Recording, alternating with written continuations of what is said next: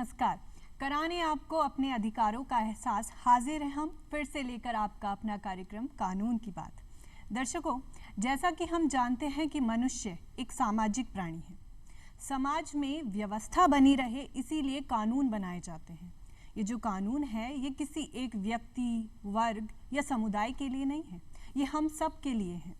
ये रामायण पढ़ने वालों के लिए है तो कुरान पढ़ने वालों के लिए, गोवा में रहने वालों के लिए है तो गुजरात रहने वालों के लिए भी, पुरुषों के लिए है तो महिलाओं के लिए भी। और इसीलिए हम ये चाहते हैं कि कानून, ये न्याय की व्यवस्था सबके लिए हो। इसीलिए हमारी आज की चर्चा का विषय है न्याय का अधिकार सबके लिए। इसी संबंध में आज बहुत सी चर्चा करेंगे, जानकारियाँ लेंगे और उसके लिए सबसे पहले आमंत्रित करेंगे हमारे साथ मौजूद हमारे बेहद खास मेहमान एडवोकेट शांतनु गुप्ता जी को। सर, कार्यक्रम में आपका बहुत बहुत स्वागत है।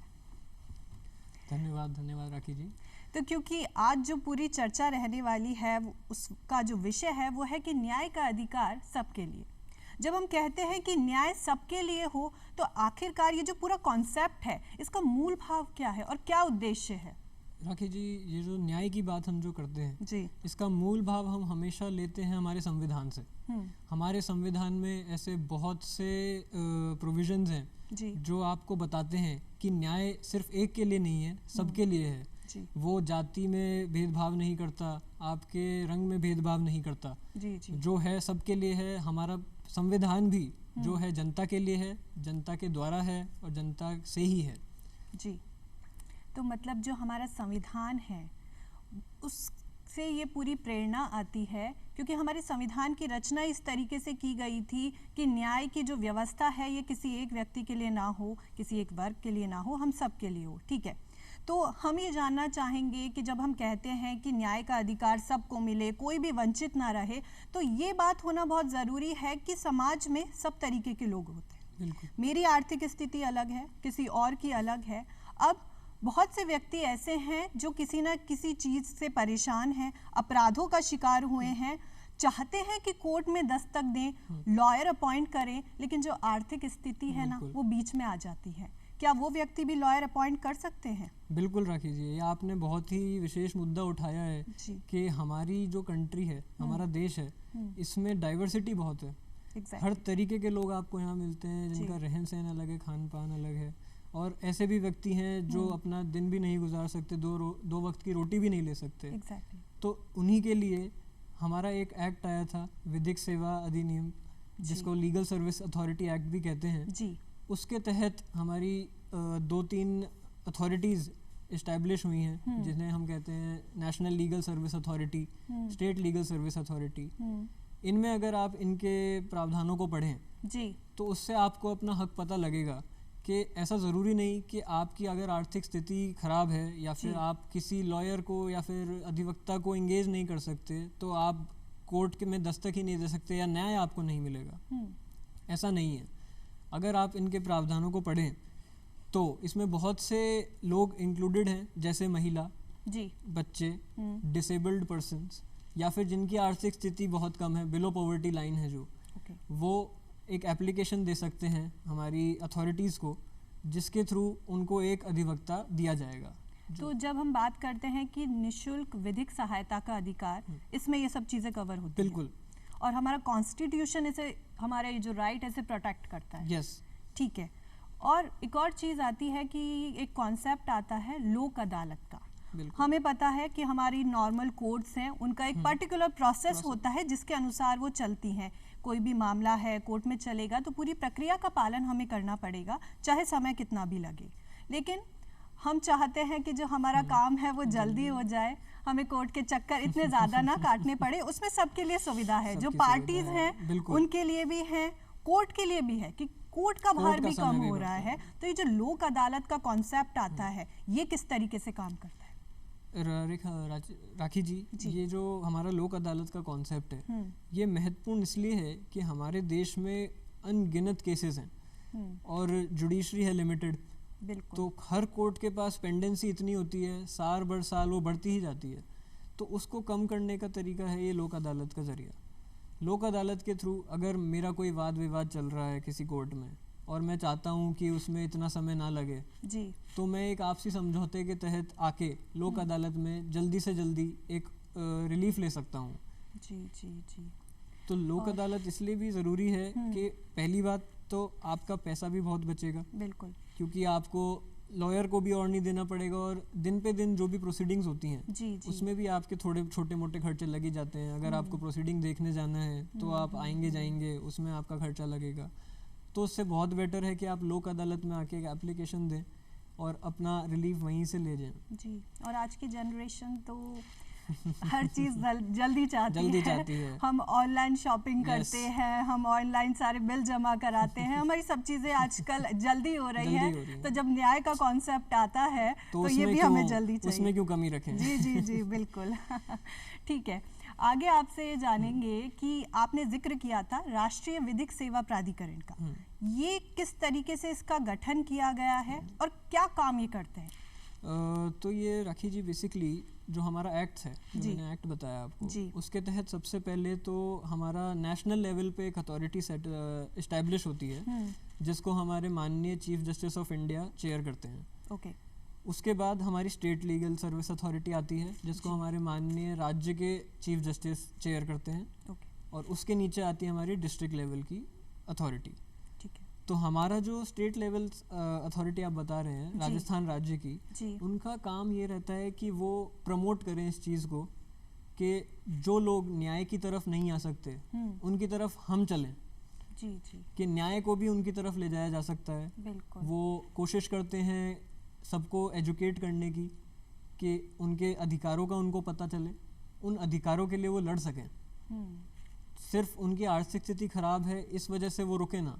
बिल्कुल बिल्कुल। तो मतलब आप कहना चाह रहे हैं, जैसा आपने बोला भी, कि न्याय तक हम जाएं वो तो ठीक है, न्याय भी हमने आना चाहिए। और हम आजकल की पीढ़ी है और हम वक्त को बदलना जानते हैं, हम वक्त के साँचे में नहीं डलते हैं, हम वक्त को साँचे में डालते हैं। ठीक है, जो कॉन्सेप्ट हैं ये चल रहे हैं कि हमने लोक अदालत के बारे में बात करी, हमने राष्ट्रीय और राज्य विधिक सेवा प्राधिकरण के बारे में बात करी, ठीक है, ये बात कर ली।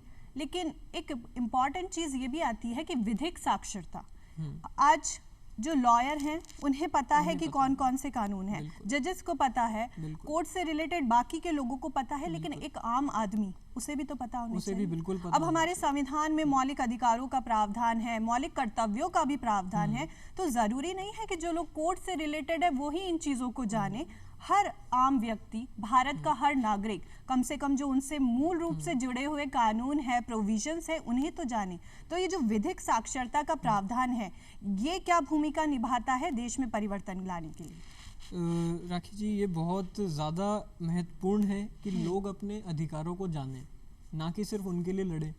अगर आप अपने अधिकार या फिर अपने राइट्स को ही नहीं जानेंगे तो उनके लिए आप लड़ भी नहीं पाएंगे। जी। हम हम जो अधिवक्ता हैं वो भी लड़ते तो आपके लिए ही हैं, तो हमारा लॉ जानना तो बहुत ज़रूरी है ही है, बट आपका भी जानना बहुत ज़रूरी है। तो उसके लिए भी हमारी जो राज्य की विधिक सेवा अथॉरिटी है वो भी बहुत सारे कैंप्स लगाती है, जगह जगह जाकर गांव-गांव में घर घर को बताती है कि ऐसे ऐसे अधिकार हैं आप लोगों के। अगर आपको कोई दिक्कत है, आपको कोई परेशानी है तो उसका एक लीगल सुझाव भी हो सकता है। आप बिल्कुल कोर्ट आएँ, उनकी सेवाएं लें। जी। वकील अधिवक्ता आपको दिए जाएंगे आपके केस लड़ने के लिए। तो ये बहुत ही इम्पोर्टेंट है कि हम लीगल एजुकेशन को हर फील्ड में पहुंचाएं।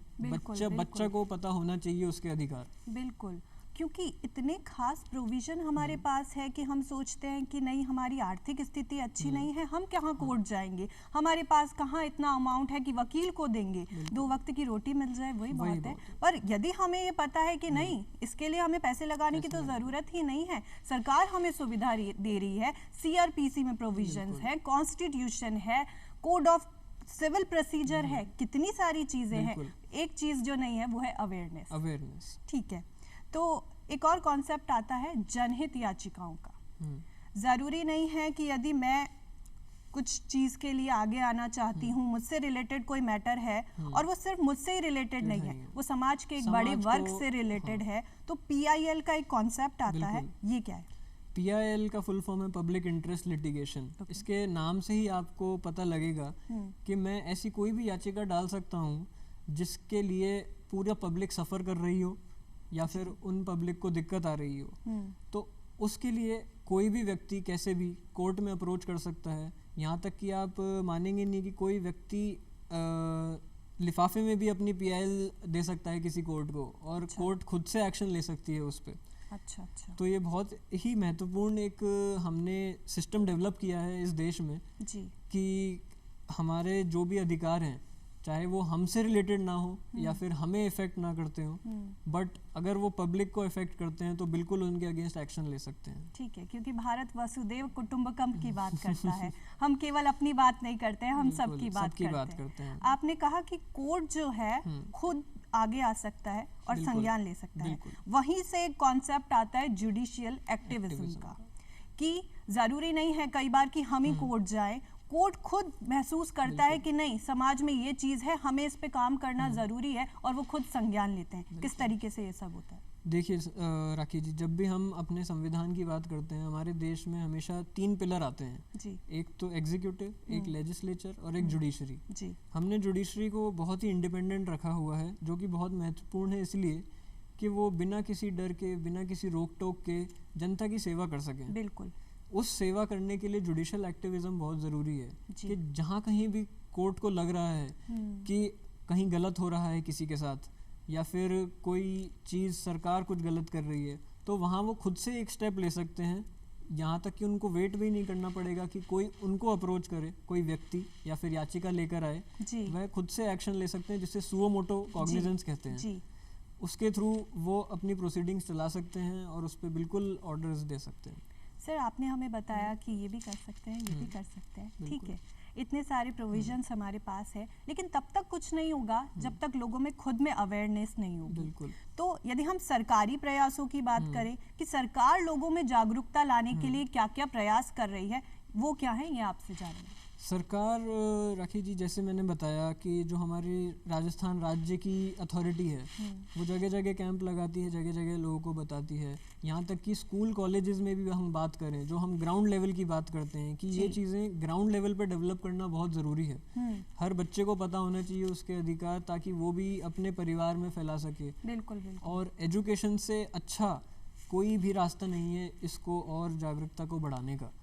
हमारे अगर लॉ कॉलेजेस की भी बात करें, लॉ स्कूल्स की बात करें, तो उसमें भी ये प्रावधान होते हैं कि बच्चों की टीम बनाई जाती है, गांव-गांव में भेजा जाता है, उनकी समस्याएं सुनी जाती हैं और उन समस्याओं पे उनको हल भी बताया जाता है कि आप ये कर सकते हैं, आप ये कर सकते हैं। तो ये बहुत ज़रूरी है कि हम घर घर में, हर किलोमीटर में ये बात फैले कि उनके अधिकार, उनके जो भी राइट्स हैं वो उनको मिलें। तो मतलब आप कहना चाह रहे हैं कि जैसे ही एक बच्चा लॉ कॉलेज में प्रवेश करता है तो वो भावी एक अच्छा लॉयर बनने के लिए तैयार हो जाता है, क्योंकि शुरुआत से ही वो पब्लिक से अपना कनेक्शन बना रहा है। बहुत ज़रूरी है पब्लिक से अपना कनेक्शन बनाने का, क्योंकि हमारे देश में जो न्याय है, वो जो लॉ डेवलप होता है, वो सोसाइटी को देखकर ही होता है। हमेशा सोसाइटी की जो जो दिक्कतें आएंगी उस अकॉर्डिंग लॉ डेवलप होगा। जी। एक बात कही जाती है कि कोई भी देश परफेक्ट नहीं होता, उसे परफेक्ट बनाना पड़ता है। हम बहुत सारे क्षेत्रों में परिवर्तन देखते हैं। हम देखते हैं कि आज टेक्नोलॉजी हमारे देश में आ चुकी है, पूरे विश्व में आ चुकी है, और हम उसका प्रयोग करते हैं। और साथ में हम देखते हैं कि हमारा जो कोर्ट वाला प्रोसेस है, ये तो चल ही रहा है। मुझे कोई प्रॉब्लम होगी, मैं कोर्ट जाऊंगी, लेकिन मैं ये भी चाहती हूँ कि मुझे कोर्ट ना जाना पड़े, कुछ अलग व्यवस्था हो, ऑल्टरनेट डिस्प्यूट रेजोल्यूशन जैसा कोई प्रोविजन हो, तो हमें इन सब चीज़ों की ज़रूरत नहीं पड़े, जल्दी न्याय मिल जाए, शीघ्र न्याय मिल जाए। क्या ऐसी व्यवस्था हमारे देश में है? हमारे देश में बिल्कुल ऐसी व्यवस्था है। ऑल्टरनेट डिस्प्यूट रेजोल्यूशन मैकेनिज्म जो आपने बोला, उसको हम शॉर्ट में ADR कहते हैं। उस ADR में बहुत सारे ऐसे सिस्टम हैं, जैसे आर्बिट्रेशन हो गया, मीडिएशन हो गया, सेटलमेंट्स हो गए। तो अगर मान लीजिए मेरा कोई मुद्दा है जो मैं उठाना चाहता हूँ, या फिर मेरी किसी से लड़ाई है, मेरा दावा है, तो मैं कोर्ट में जाने से पहले ये सिस्टम उठाऊंगा, सामने वाली पार्टी को बुलाया जाएगा, और आपसी सहमति से, अगर मुमकिन है, और मुमकिन करना चाहिए मैं तो कहता हूँ, तो आपसी सहमति से एक कॉमन सॉल्यूशन निकाला जाता है, और उस सॉल्यूशन पे दोनों पार्टियां खुश होनी चाहिए। ओके, ठीक है, और बहुत अच्छा प्रावधान है ये। जब हम बात कर रहे हैं कि न्याय का अधिकार सबके लिए, अब जब सबके लिए बात हो रही है, तो वो लोग जो जेल में किसी भी वजह से किसी भी अपराध की सजा काट रहे हैं, ये राइट तो उनको भी मिलना चाहिए, क्योंकि फंडामेंटल राइट उनके पास भी है। और फंडामेंटली क्यों, ह्यूमन राइट्स भी तो है। तो अब इन अधिकारों की रक्षा तभी होगी जब हमारे पास ऐसे प्रोविजंस आएंगे। क्या ऐसे लोगों के लिए भी कोई प्रावधान है? जी बिल्कुल है, जैसा आपने बोला हमारे मौलिक अधिकार हैं। मौलिक अधिकार आप मानेंगे नहीं कि हमारे सिर्फ सिटीजन्स के पास भी नहीं है, यहाँ तक कि फॉरेनर्स के पास भी होते हैं। They are for everyone. तो हम जब बात करते हैं कि कोई अगर जेल में है या फिर कोई कॉन्विक्ट है, कोई मुलजिम है, बिल्कुल, पर है तो आखिर इंसान ही। तो अगर उस इंसान के साथ भी कुछ गलत हो रहा है जेल में, मान लीजिए अगर मार पिटाई हो रही है या फिर अपन बोलते हैं टॉर्चर होता है, उसके खिलाफ भी बहुत सारे प्रावधान है। हमारा आर्टिकल 21 जो हमें राइट टू लाइफ देता है, सबसे बड़ा राइट है हमारे मौलिक अधिकारों में। उसके तहत कोई भी, वो कहता है, हमारे बहुत सारे माननीय सुप्रीम कोर्ट के जजमेंट्स हैं इस बारे में कि किसी भी प्रिजनर के साथ आप बदसलूकी नहीं कर सकते जी, क्योंकि एज अ ह्यूमन आप उसको ट्रीट कर सकते हैं, एज एन एनिमल बिल्कुल नहीं कर सकते। और मुझे भी यही याद आ रहा है कि ऑनरेबल सुप्रीम कोर्ट ने अपने किसी डिसीजन में कोट किया कि जिंदगी जीने का मतलब ये नहीं होता है कि सिर्फ सांस लेना, पशुओं के जैसे जिंदगी जीना इसमें नहीं आता है, गरिमा युक्त डिग्निटी के साथ जीवन जीना होना जरूरी है। तो अब हम सबकी बात कर रहे हैं और महिलाओं की बात हम ना करें, ऐसा हो नहीं सकता है। तो हम ये चाहेंगे कि आप ये बताएं कि सबके साथ साथ जो महिलाएं हैं, क्या उनके लिए भी कोई विशेष प्रावधान वगैरह किए गए हैं? बिल्कुल हैं, प्रावधान बिल्कुल हैं। हमारे महिलाओं के लिए काफ़ी प्रावधान हैं, काफ़ी एक्ट बनाए गए हैं। जैसे आपने सुना हो विशाखा वाला केस है एक, जिसके तहत prevention of sexual offences at work place act बना था, जो महिलाओं की ही सुरक्षा के लिए बना गया था। उसके अलावा हमारे संविधान में ही एक प्रोविज़न है कि हमारी सरकार किसी भी महिला वर्ग के लिए कोई भी लॉ ला सकती है, कोई भी प्रावधान ला सकती है उनके इंटरेस्ट के लिए। तो मतलब हमारे कॉन्स्टिट्यूशन में भी प्रोविज़न है, उसके साथ साथ बहुत सारे अलग से एक्ट्स बनाए गए हैं, उनमें महिलाओं के लिए प्रावधान है और ये बहुत ज़रूरी भी है। बहुत ज़रूरी है। जैसे हम अगर बात करें वैवाहिक जीवन की, जी, तो हम देखते हैं सबसे ज़्यादा अगर क्राइम कहीं होता है तो वैवाहिक जीवन में होता है। और हमारी सोसाइटी ऐसी है, हमारे देश की सोसाइटी ऐसी है कि महिलाओं को दबाया जाता है जी, और उन्हें बोलने नहीं दिया जाता है समाज में। उसके लिए भी आप देखें तो बहुत सारे एक्ट हैं, जैसे डोमेस्टिक वायलेंस एक्ट हो गया, अगर किसी महिला को प्रताड़ित किया जा रहा है, अगर फिजिकली टॉर्चर किया जा रहा है, मेंटली भी टॉर्चर कर रहे हैं, तो एक महिला अपना बिल्कुल अधिकार ला सकती है कोर्ट में और फाइल कर सकती है केस डोमेस्टिक वायलेंस में। आप विवाहित महिलाओं के बारे में बात कर रहे हैं और मुझे ऐसा लगता है कि ऐसी महिलाओं की स्थिति काफ़ी खतरनाक वाली हो जाती है। वो इसलिए क्योंकि जब वो अपने मायके में होती हैं तो उनके मायके वाले कहते हैं कि भाई तुम तो पराए घर की हो। अब पराए घर जब आ गई है, वो कह रहे हैं कि तुम तो आई पराए घर से हो, तो अब वो जाएगी कहाँ? तो मुझे लगता है वो जाएगी कानून के पास। कानून के पास ही जाएगी और कानून में ही उसको अपना हक मिलेगा। हाँ, ठीक है। सर, आर्टिकल 14 के बारे में भी हम बात करते हैं। आर्टिकल 14 कहता है विधि के समक्ष समता, विधियों का समान संरक्षण, और वो बहुत जरूरी है। कितनी शानदार व्यवस्था हमारे देश में है कि आप चाहे यहाँ पर बहुत बड़ी पोस्ट पे रहने वाले कोई आदमी है या फिर साधारण अपना रोटी पानी खाने वाले साधारण इंसान, कानून की नजर में आप दोनों एक समान हैं। बिल्कुल। क्या कहता है ये प्रोविजन? ये प्रोविजन कहता है दो चीज कहता है, equality before law and equal protection of law. जी।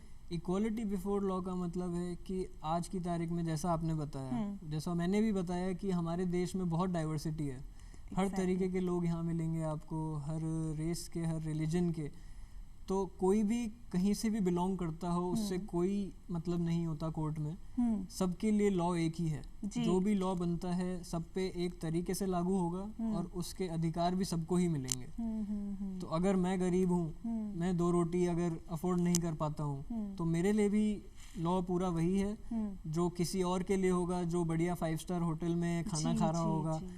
और इक्वल प्रोटेक्शन ऑफ लॉ भी यही कहता है कि जो लॉ है हमारा, जो विधिक प्राधिकरण हैं, तो सबके पास होंगे, सबके पास समानता से होंगे। मतलब आप ये कहना चाह रहे हैं कि भले ही कोई मर्सिडीज बेंज चलाता हो, चाहे साधारण रिक्शा चलाता हो, फर्क नहीं पड़ेगा। तो सर, आपसे ये जानना चाहेंगे कि न्याय का अधिकार सबके लिए, तो और ऐसे क्या प्रोविजंस है, जैसे जो सीनियर सिटीजन्स हैं हमारे, क्या उनके लिए भी कोई खास प्रावधान है? बिल्कुल है, बिल्कुल है। उनके लिए हमारे सरकार ने एक अलग से एक्ट बना रखा है, protection of senior citizen act, जिसमें आपने बहुत बार सुना होगा कि बहुत बार ऐसे केसेस होते हैं कि हमारे बूढ़े माँ बाप हो जाते हैं, उनके बच्चे उन्हें बिल्कुल ऐसी हालात में छोड़ देते हैं, घर से निकाल देते हैं कभी, या फिर बिल्कुल रहने से मना कर देते हैं, खाने पीने को नहीं देते। तो उनके लिए स्पेशली ये एक्ट आया था कि उनकी मेंटेनेंस के लिए ये एक्ट आया, जिसमें ऐसे प्रावधान थे कि जिसमें वो कोर्ट के समक्ष आ सकते हैं अपने बच्चों के अगेंस्ट कि उनको पूरी ऐसी लाइफ दी जाए जो वो डिज़र्व करते हैं। ओके। और हम ये देखें कि क्योंकि हम चाहते हैं कि हमारा देश तरक्की करे, बिल्कुल, न्याय सबको मिले, इसमें आपने कहा था कि एजुकेशन की जो भूमिका है वो बहुत इम्पोर्टेंट है। तो हम किस तरीके से हमारे एजुकेशन सिस्टम को इम्प्रूव करके न्याय की जो व्यवस्था है इसे भी इम्प्रूव कर सकते हैं? मेरा ये पर्सनली मानना है कि आज की तारीख में हमारा जो एजुकेशन सिस्टम है जी, हमारा 12वीं तक हमारी जो पढ़ाई होती है उसमें लॉ का टॉपिक कहीं नहीं आता है। हमारे मैथ्स पढ़ा दी जाएगी, साइंस पढ़ा दी जाएगी, सोशल साइंस पढ़ा दी जाएगी, बट लॉ का टॉपिक कभी नहीं आता है। आपको बेसिक राइट्स भी नहीं समझाए जाते हैं आपके बारे में, ना ही ये क्यूरियोसिटी डेवलप कर पाता है बच्चों में कि वो इस फील्ड में आगे बढ़े। तो इसलिए सबसे ज़रूरी काम है उस ग्राउंड लेवल को टच करना, जहाँ से ये बीज बोएं अपन लीगल एजुकेशन का, जी, ताकि बच्चे को भी पता रहे उसके अधिकार, और वो और फैलाए अपने परिवारों में। अब आप ऐसा एक्सपेक्ट नहीं कर सकते कि आप बड़े बूढ़ों को बैठाएं और फिर उनको क्लास लें और उनको समझाएं। ये बहुत ग्रेजुअल प्रोसीजर है और बहुत टाइम लेता है ये। और आप कह रहे हैं, बिल्कुल ठीक बात कह रहे हैं कि हम नहीं देखते हैं कि जो लॉ का सब्जेक्ट है वो कहीं पे ऐड होता है। उसके लिए तो आदमी के अंदर इच्छा होनी चाहिए कि मैं जब वकील बनूंगा तब मुझे लॉ की पढ़ाई में करूंगा और तब जाके उसे कुछ पता चलेगा, लेकिन हम वो चीज़ नहीं चाहते। ठीक है, लॉ तो है ही, मैं तो ये कहती हूँ कि हमें साथ में मॉरल वैल्यूज पे भी जोर देना पड़ेगा, क्योंकि जब आप न्याय की बात कर रहे हैं तो हम तो ये चाह रहे हैं कि अन्याय ही ना हो ना, तो न्याय की ज़रूरत ही नहीं पड़ेगी। वो कब होगा? जब हमारी मॉरल वैल्यूज अच्छी होंगी। आप क्या सोचते हैं इस बारे में? मेरा ये सोचना है कि मॉरल वैल्यूज आपकी तभी आ सकती हैं जब आप सोसाइटी से जुड़ें। बिल्कुल, आप लोगों की पीड़ा देखें, लोगों का दर्द देखें। जब तक आप एक अपने कंफर्ट जोन में या सेफ जोन में रहते हैं, आप लोगों की तकलीफें नहीं समझ सकते, और जब तक वो तकलीफें आपको समझ नहीं आएंगी, आप वो अंडरस्टैंडिंग डेवलप नहीं कर सकते कि कैसे कैसे जीवन कट रहा है लोगों को और कैसे कैसे उनके राइट्स अफेक्ट हो रहे हैं, और वो बेचारे कुछ कर भी नहीं पाते क्योंकि उन्हें पता ही नहीं है कि वो कोर्ट के समक्ष आ सकते हैं अपने अधिकारों को लेके। बिल्कुल बिल्कुल। तो ये सबसे ज़्यादा ज़रूरी है कि हमें ये पता हो कि हमें क्या करना चाहिए, साथ में हमें ये भी पता होना चाहिए कि हमें क्या करना नहीं चाहिए। बिल्कुल। जब एक व्यक्ति अपने कर्तव्यों का पालन करेगा, दूसरे आदमी के अधिकारों की रक्षा अपने आप हो जाएगी। ठीक है, चलते चलते आपसे जानना चाहूँगी कि आज जो हमारी पूरी चर्चा रही है, तो क्या प्रयास सरकारी स्तर पर होने चाहिए, व्यक्तिगत स्तर पर होने चाहिए, ताकि इन चीज़ों की जानकारी लोगों तक पहुँचे? सरकारी स्तर पर मैं बोलना चाहूँगा कि ऑलरेडी बहुत अच्छे प्रयास हो रहे हैं, बहुत अच्छी स्कीम निकालती हैं हमारी Rajasthan state legal service authority हो गई, या फिर नेशनल लेवल पे भी जो जनहित में जारी करती हैं ये सूचना, या फिर कैंप लगाती हैं हमारे गांव में। व्यक्तिगत के तौर पे मैं बोलूँगा कि हमेशा, जैसा आपने बोला कि अगर मेरा एक अधिकार है तो सामने वाले की भी ड्यूटी बनती है कि वो मेरा अधिकार बनाए रखे। तो ये समझना हमें बहुत ज़रूरी है। आज की तारीख में जैसे हम देखते हैं ट्रैफिक में कोई भी खिड़की नीचे करके पान थूक देता है पर वो ये नहीं जानता कि सुबह एक सफाई कर्मचारी आएगा, उसको दिक्कत होगी, या फिर हमारी रोड गंदी दिखेगी। तो ये हमें अंडरस्टैंडिंग डेवलप करना बहुत ज़रूरी है, और उसके लिए मैं फिर से बोलना वही चाहूँगा कि स्कूल लेवल पे, ग्राउंड लेवल पे डेवलपमेंट करना बहुत ज़रूरी है। ठीक है, तो आप चाह रहे हैं कि जो बच्चा है वो शुरुआत से इन चीज़ों को समझे। ठीक है सर, आज की जो चर्चा रही बहुत ही शानदार रही, हमें बहुत सी चीज़ें जानने को मिली और दर्शकों को भी इसका बहुत लाभ मिलेगा, इसके बारे में पूरी आश्वस्त हूँ।